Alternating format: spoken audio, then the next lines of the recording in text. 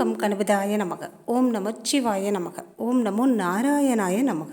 அனைவருக்கும் அன்பான வணக்கங்கள். நான் உங்கள் ராஜி. இன்றைய நாள் மிக அற்புதமான நாள், வைகாசி விசாகம். வைகாசி விசாகம் அப்படின்னாவே முருகப்பெருமான் அவதரித்த நன்னாள். அந்த நாளை தான் நம்ம வைகாசி விசாகமாக, வைகாசி பெருவிழாவாக கொண்டாடுறோம். முருகப்பெருமான் அவதரித்த இந்த நன்னாளில் முருகப்பெருமானுக்கு உரிய இந்த ஒருவரி மந்திரத்தை சொல்லி நம்ம வழிபாடு செய்வதால் நம்ம வாழ்க்கையில் சகல விதமான நன்மைகளையும் பெறலாம். வைகாசி விசாகம் அப்படின்னாவே வைகாசி மாதத்தில் பௌர்ணமியும் விசாக நட்சத்திரமும் சேர்ந்து வர்ற நாளை தான் வைகாசி விசாகம் அப்படின்னு சொல்லுவோம். அந்த நாளில் தான் முருகப்பெருமான் அவதரித்தார். அந்த நாளில் நம்ம முருகப்பெருமானை வழிபாடு செய்வதால் நமக்கு குழந்தை பேறு அப்படிங்கிறது நிச்சயமாக கிடைக்கும். திருமணம் தள்ளி போய்கிட்டே இருக்கிறவங்களுக்கு திருமண யோகம், திருமணம் கைகூடும். தொழிலில் நல்ல வெற்றி பெறணும் அப்படின்னு நினைக்கிறவங்க முருகப்பெருமானை இந்த நாளில் வழிபாடு செய்தால் நிச்சயமாக தொழிலில் உயர்ந்த நிலை அடையலாம். இன்று மாலை 6 மணிக்கு மேலே முருகப்பெருமான் கோவில் வீட்டுக்கு பக்கத்தில் இருக்குது அப்படிங்கிறவங்க கோவிலில் சென்று வழிபாடு செய்யலாம். 6 படை வீடும் சென்று வழிபாடு செய்வது இந்த நாளில் மிக நல்லதுங்க. 6 படை வீடும் செல்ல முடியாது அப்படின்னு நினைக்கிறவங்க வீட்டிலேயாவது முருகப்பெருமானுக்கு ஒரு சிறிய அகல் விளக்கு ஏற்றி வைத்து செவ்வரளி மலர்கள் சூடி நெய்வேத்தியமாக நம்ம வீட்டில் என்ன இருக்கோ அந்த பிரசாதத்தை வைத்து அவரை வழிபாடு செய்தாலே நாம் சிறப்பான பலனை பெறலாம்ங்க. முருகப்பெருமானுக்கு 6 அகல் விளக்கு ஏற்றி வைத்து வழிபாடு செய்வது அப்படிங்கிறது இன்னும் சிறப்பான பலனை கொடுக்கும். சொந்த வீடு வாங்கணும், சொந்தமாக நிலம் வாங்கணும் அப்படின்னு நினைக்கிறவங்க வெற்றிலை தீபம் போட்டு வழிபாடு செய்யுங்க. இன்றைய மாலையில் இதை செய்ய முடியல அப்படின்னாலும் நாளை காலை அதிகாலை பிரம்ம முகூர்த்த வேலையில் இந்த பூஜையெல்லாம் செய்தாலே சிறப்பான பலனை பெறலாம்ங்க. ஆனால் பிரம்ம முகூர்த்த நேரத்தில் செஞ்சால் மட்டும்தான் நல்லது. ஏன்னா பௌர்ணமி திதி அப்படிங்கிறது மாலை வேலையில் தான் நல்ல சிறப்பான ஒரு பலன் கொடுக்கும் அப்படிம்பாங்க. இதுவே நம்ம அதிகாலை பிரம்ம முகூர்த்தத்தில் செய்கிறப்பவும் அதற்கான சிறப்பான பலன் கிடைக்கும். சூரிய உதயத்திற்கு பின்பு செய்கிற அந்த பௌர்ணமி பூஜையானது சிறப்பான ஒரு பலன் நமக்கு கிடைக்காது. அதனால் பிரம்ம முகூர்த்த நேரத்தில் செய்யலாம் அல்லது மாலை 6 மணிக்கு செய்யலாம். பௌர்ணமி திதி நேரத்திற்கான வழிபாடு செய்யணும் அப்படின்னு நினைக்கிறவங்க மாலை 6 மணி அல்லது பிரம்ம முகூர்த்த நேரத்தை தேர்ந்தெடுத்துக்கிறது ரொம்பவுமே நல்லதுங்க.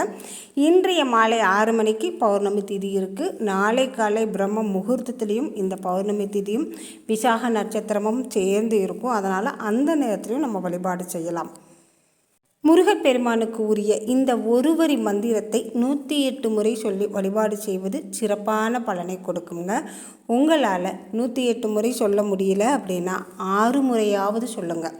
6 படை வீடுகளில் வாழும் 6 முகனுக்கு 6 முறை ஒரு மந்திரத்தை தொடர்ந்து சொல்லி வழிபாடு செய்தால் நிச்சயமாக கைமீது நமக்கு பலன் கிடைக்கும். முருகப்பெருமானுக்கு உரிய ஓம் த்ரீம் சரவணபவ என்ற இந்த மந்திரத்தை 6 முறை சொல்லுங்க. ஓம் என்றால் பிரணவ மந்திரம், ஓம் என்றால் பிரணவ மந்திரம்.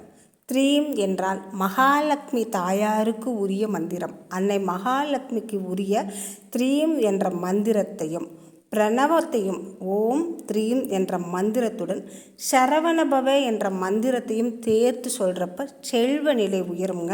நம்மளுடைய வறுமை, கஷ்டம், துன்பம் அனைத்தும் நீங்கி செல்வ நிலை பெற்று சிறப்பான செல்வந்தனாக வாழும் ஒரு ஒப்பற்ற ஒரு நல்ல வாழ்வு அமையும் அப்படின்னு ஆன்மீக பெரியவங்க சொல்லியிருக்காங்க.